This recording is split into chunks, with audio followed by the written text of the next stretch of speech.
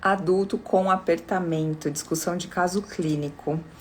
No nosso último grupo de curso básico online, a gente fez um grupo de estudo para quem faz o primeiro curso básico, para ter uma assistência, uma ajuda durante os primeiros casos clínicos antes de ir para o curso avançado.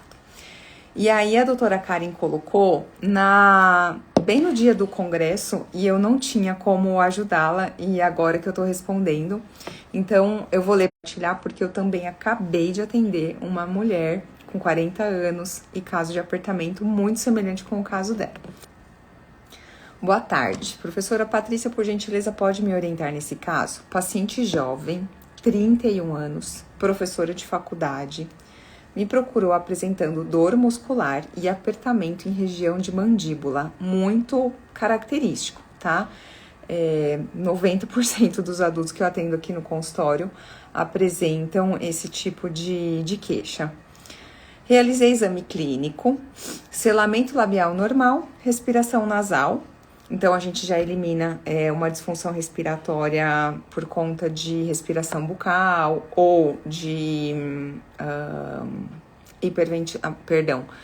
obstrução nasal mecânica. E aí, começamos a suspeitar de hiperventilação. Oclusão normal, solicitei a panorâmica e vou lhe enviar para análise. Fiz a avaliação miofuncional, escolhi para iniciar com ela com o A1.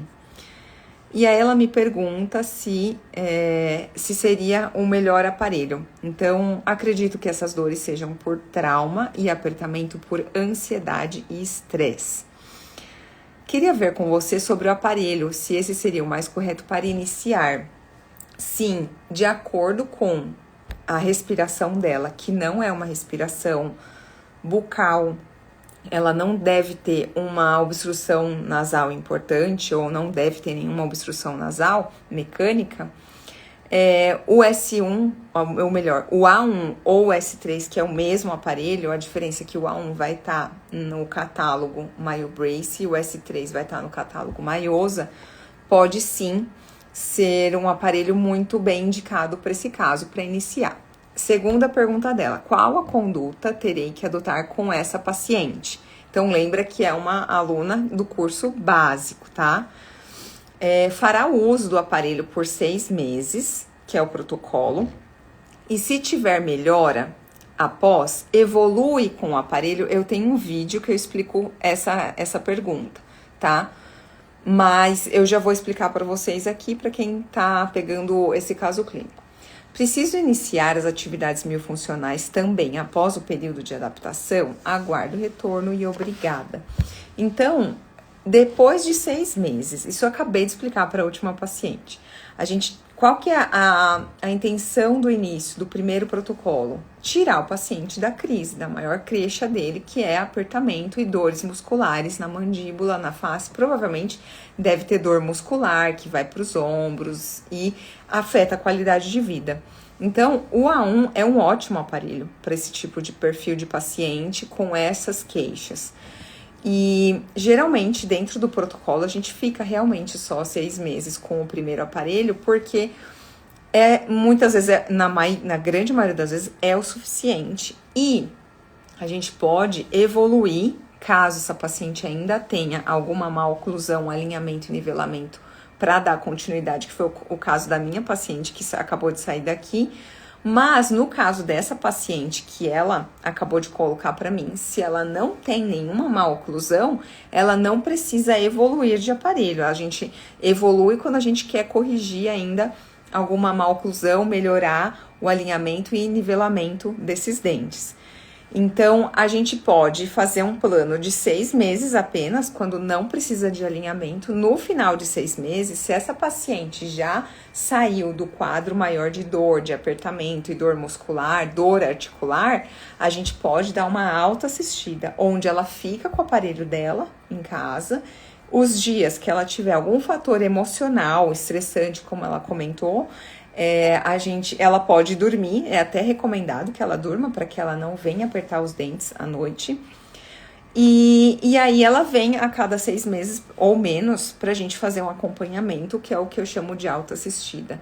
Mas se tem ainda depois de 6 meses outra queixa ou outra necessidade, os próximos 6 meses serão de acordo com o estado da paciente, das queixas, da satisfação dela em relação aos primeiros 6 meses, tá? Aí ela pergunta, preciso iniciar as atividades miofuncionais também após o período de adaptação?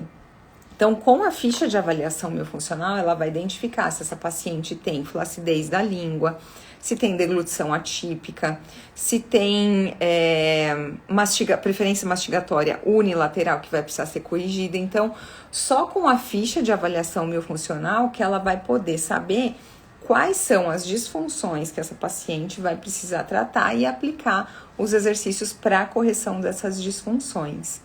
Ok? Ela me mandou aqui a panorâmica, que a panorâmica sofre uma distorção, mas aparentemente ela tem uma assimetria entre os côndilos e o ramo da mandíbula, nessa região aqui, comparando o lado direito e esquerdo, na panorâmica. Então, é muito provável que essa paciente tenha uma preferência mastigatória unilateral. Quando eu abro aqui a panorâmica, eu consigo ver que ela não tem desvio de septo e tem uma boa passagem de ar do lado direito e lado esquerdo.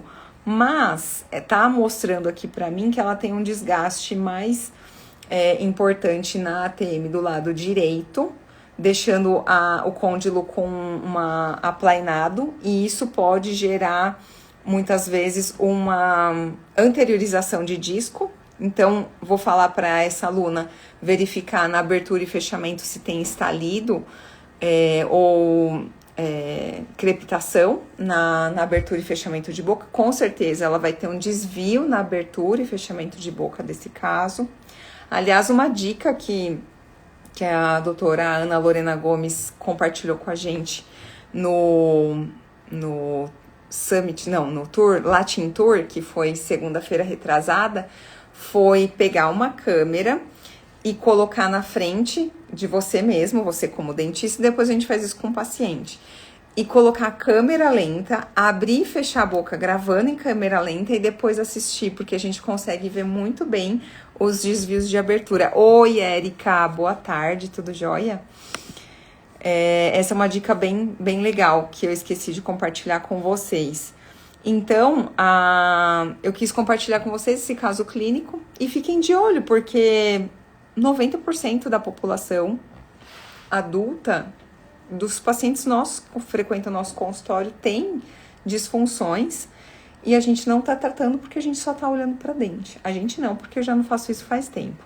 Mas a maior parte da classe da odontologia acaba não tratando. Esses pacientes não estão sendo tratados porque não existe dentista que esteja identificando e tratando esses problemas. E não é só bruxismo, é DTM, apertamento,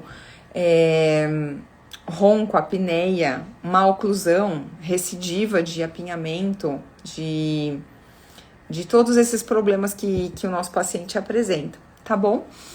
Então, essa foi o caso que eu queria compartilhar com vocês. Vou deixar gravado e qualquer dúvida ou algum acréscimo pode colocar aqui que eu respondo vocês. Uma ótima segunda-feira, uma ótima semana para todo mundo e até o próximo vídeo.